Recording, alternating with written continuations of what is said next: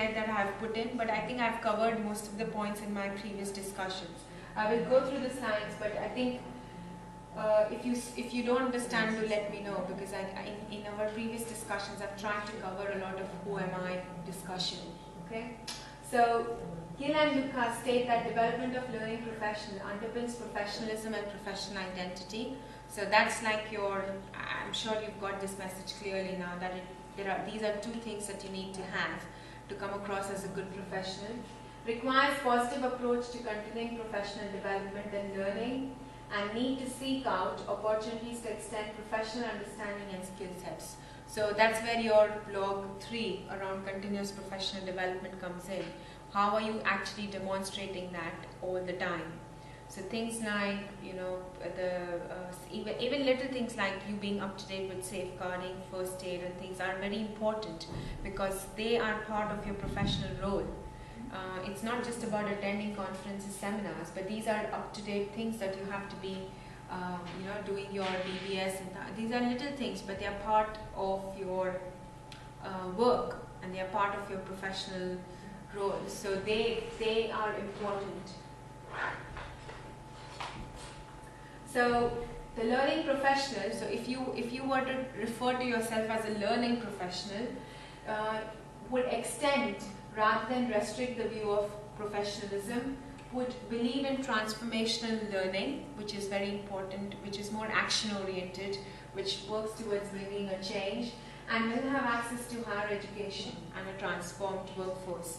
So you all are accessing higher education, which is very good, but even after this course, I think you need to be sure that you are in touch with the education system and the workforce reforms all the time, so that you know where you are in terms of and how much you need to upskill yourself.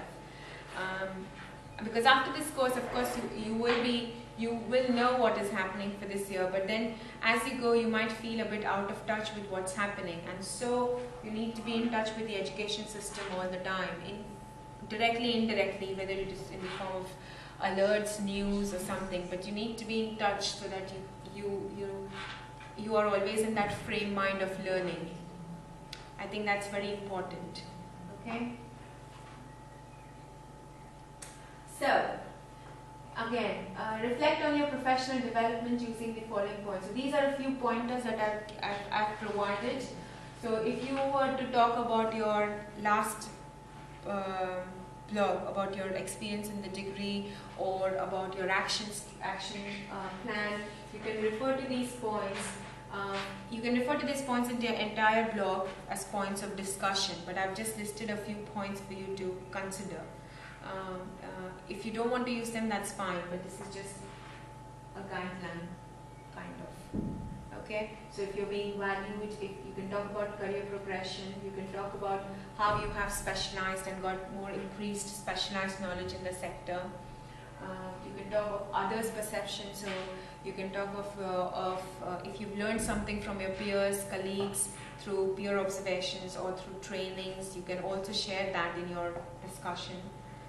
But that's something to just make you feel in line if you're absolutely lost as to what you want to talk in your blog. Okay?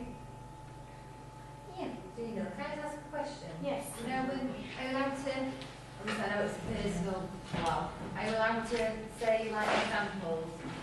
Are you allowed to give examples and things like, you know, when you talk, when one of them says, It's over there. Can we walk?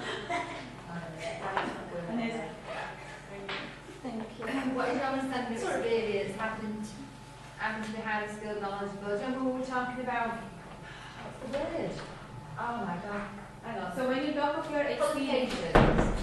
yeah, Can you speak about like, because when I did level 3, it were a 2-year course. Now this is what I'm actually going to say. It was a 2-year course. It were a lot of assignments we got observed, and then in the September when I finished, some other students came into my set and they were doing the same course, but it had been condensed into 10 months. There were no observations. You know what I mean? I was going to say about that. Yeah. As far as it is your personal experience, Yeah. you can bring that into your talk. But Yeah. But yes, try and make it crisp in or Yeah, but it's how only you just talking about like our Nook Brown's qualification thing, and I'm talking about how that. that you've experienced actually And in yeah, because I was going to say I agree with Nook Brown saying that we need to be more qualified Yeah, than yeah. I've taught. Is that okay? as long as it relates to your practice and Yeah. something, there could be things that you see on paper and you actually have experienced it Yeah. in person, and that's something Is that that you okay? can, because that confirms your learning. Yeah. So that's fine. That is okay. Yeah. So this article that I have given.